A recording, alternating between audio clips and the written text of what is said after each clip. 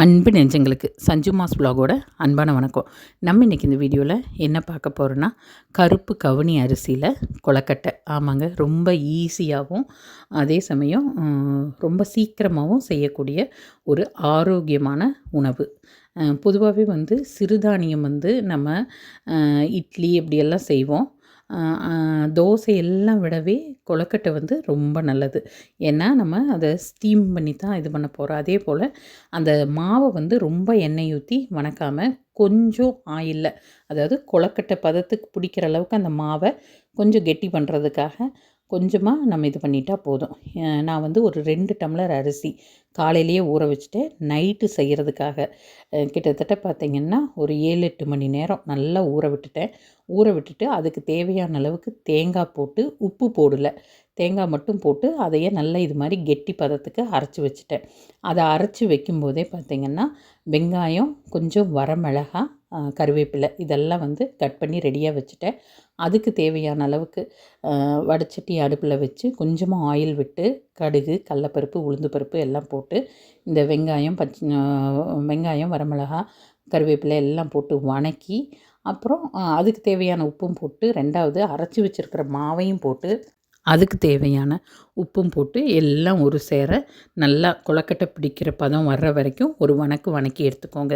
இதே மாவை கொஞ்சம் தண்ணி மாதிரி அரைச்சோம்னா நம்ம இன்னும் வணக்கிறதுக்கு கொஞ்சம் ஆயிலும் அதிகமாக பிடிக்கும். ரொம்ப நேரம் மாவு எண்ணெயில் வணங்கும். அப்போ அந்த அரிசியோட சத்தே போயிடுற மாதிரி இருக்கும். அதனால் நான் கொஞ்சம் கெட்டியாகவே அரைச்சி இது மாதிரி வணக்கி எடுத்துட்டேன். அது கூட பார்த்திங்கன்னா கொஞ்சமாக இனிப்பு செய்கிறக்காக, இது சொல்லப்போனால் ஃபஸ்ட்டு ட்ரை பெஸ்ட்டு ட்ரைன்னு சொல்லுவேனுங்க. அது மாதிரி தான் இருந்தது.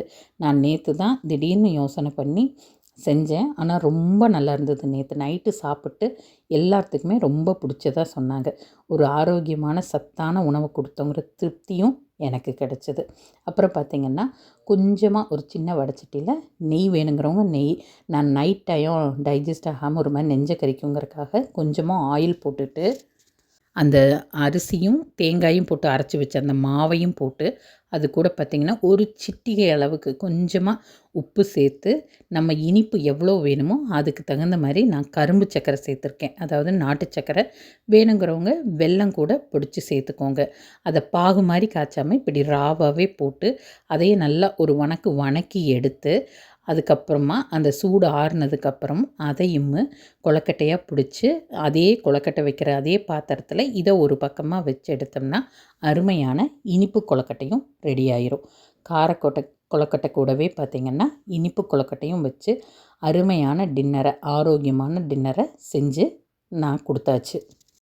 இதே மாதிரி நீங்களும் சிறுதானியத்தில் செஞ்சு உங்கள் ஃபேமிலியில் உங்கள் குழந்தைகளுக்கு எந்த டேஸ்ட்டு இனிப்பு பிடிக்கும் அப்படிங்கிறவங்களுக்கு இனிப்பாக செஞ்சு கொடுங்க. இல்லை காரம் தான் சாப்பிடுவாங்கன்னா காரமாக செஞ்சு கொடுங்க. இல்லை உப்பு கொழக்கட்டை மாதிரி செஞ்சால் சாப்பிடுவாங்கன்னா வேறு ஒன்றும் இல்லைங்க, இந்த வெங்காயம் மிளகாய் எல்லாம் தாளித்து கொட்டாமல் இன்னும் கொஞ்சம் தேங்காய் பூ அதிகமாக போட்டு லைட்டாக உப்பு போட்டு அதையே வணக்கி இது மாதிரி பிடிச்சி வச்சு கொடுத்தீங்கன்னா உப்பு கொழக்கட்டையாகவும் குழந்தைங்க சாப்பிடுவாங்க.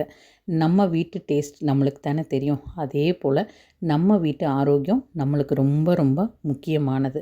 அதனால் முடிஞ்ச வரைக்கும் நம்ம வீட்டில் எவ்வளோக்கு எவ்வளோ ஆரோக்கியமாக குழந்தைகளையாகட்டும் பெரியவங்களையாகட்டும் பார்த்துக்கிறோமோ அந்த அளவுக்கு நம்மளோட ஃபேமிலி நல்லபடியாக இருக்குங்க. நான் சொல்கிறது சரிதானான்னு நினைக்கிறவங்க எனக்கு ஒரு மறக்காமல் கமெண்ட்டாக போட்டுருங்க. நீங்கள் இது மாதிரி இன்னும் ஏதாவது டிஷ் வேணும்னா என்கிட்ட சொல்லுங்கள். நீங்கள் கேட்குற டிஷ் என்னால் முடியிறப்போ நான் செஞ்சு ரெசிப்பியாக போடுறேன். அப்படி இல்லை அப்படின்னா நானாகவே எதெல்லாம் குழந்தைகளுக்கு, பெரியவங்களுக்கு, நம்ம குடும்பத்துக்கு சாப்பிட்டா ஆரோக்கியமாக இருக்குமோ அதெல்லாம் எனக்கு தெரிஞ்சதை உங்களுக்காக ரெசிப்பியாக போடுறேன். மறக்காமல் பாருங்கள்.